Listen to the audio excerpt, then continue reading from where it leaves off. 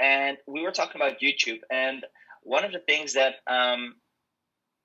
he thought was true is that YouTube in some sense is meritocratic. So the best content wins. Mm-hmm. And I think that's idiotic. And we can use YouTube as a metaphor for anything, the marketplace or Twitter or what have you. YouTube isn't meritocratic. It's Darwinistic. It's Darwinistic. It's not that the best content wins.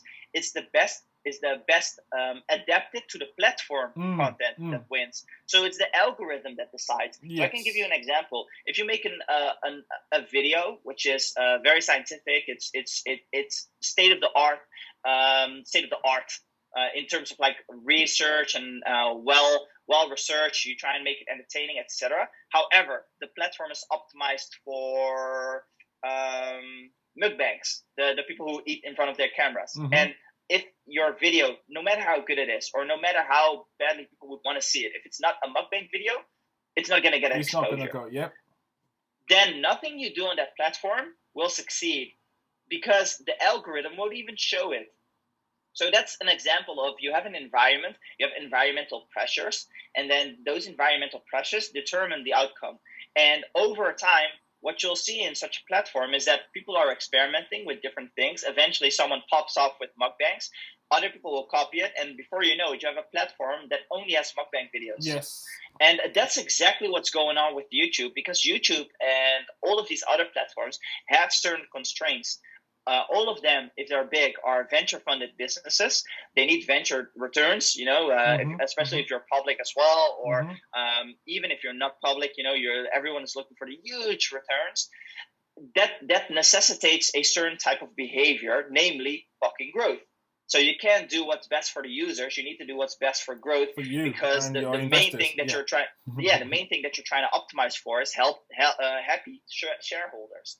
So what you see in those situations is that you run into a situation where you start pandering to the lowest common denominator in terms of the quality of the content.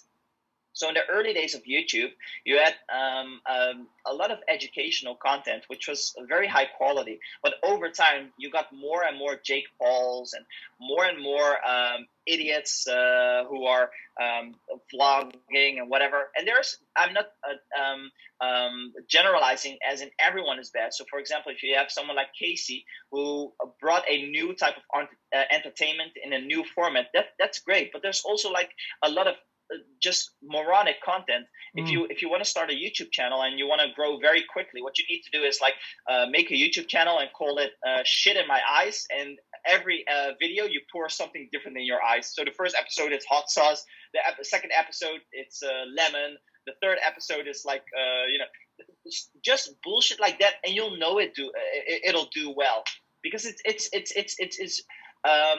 it's a very dumb kind of content that a lot of people will like, the quote-unquote clickbaity content, because there are a lot of people who will click on that. And since the algorithm is optimized for engagement, that's the type of content that does well. So you have this Darwinistic environment and not really a meritocratic environment. Well, back to your question, then how should people like you and I approach it? Well, there are two things that you can do. The first thing is hold on to your values and your principles, and essentially like go fucking nowhere, which is problematic, because essentially you want your ideas to spread. So what I think that you should do is accept the system for what it is until you can afford not to. So you accept that the environmental pressures are designed a certain way by virtue of the algorithm being the algorithm.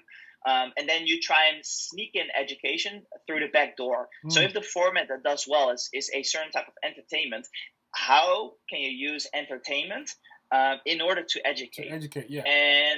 And once your audience reaches a certain size, and you're able to live off of it, or you're able to do the things that you want to do, then you can do whatever the fuck you want. So you see this with some people who write a few best-selling books, and then afterwards they can create the content they want, because now they have a sufficiently large audience. Seth Godin sometimes refers to it as the minimum viable audience, like the smallest audience that you need in order to sustain the work that you want to do. So that's a possibility. Another another option, or maybe it's part of the first option that I mentioned, is simply trying to find out where your audience is and then just focus on serving them. You probably won't get as big, but you find your particular audience and you create content specifically for that type of audience. So that's what I did back in 2017, 2018, 2019. I focused on writing a more academic style of writing. It was more intellectual, more well reasoned, trying to really construct an argument, which, in my opinion, was very hard to dismantle, because I tried to come up with counter arguments, and then I tried to address why those might be wrong, and and then you try and find the people who will engage with that type of material. So you go to different kinds of subreddits or places where you think your audience hangs out. I think that depending on the type of business that you're in, that could be a good approach, but for me it didn't work. So I think if I had to guess, I think those are two possible options that a person can take. I think the former one is probably the best one, where you give in a little bit, put your ego aside as much as it sucks, try and focus on acquiring a sufficiently large audience, and then you can do the work that you want to do, because then it can spread. Once you have something like 100K followers somewhere, your work, the work that you want to do, it can spread, because ultimately, if it doesn't get seen, then it doesn't exist in some sense. So ideas need to spread, because you're probably not not you, but a person. One is probably not in the business of writing down ideas. They're in the business of like spreading ideas and uploading them to other people's brains.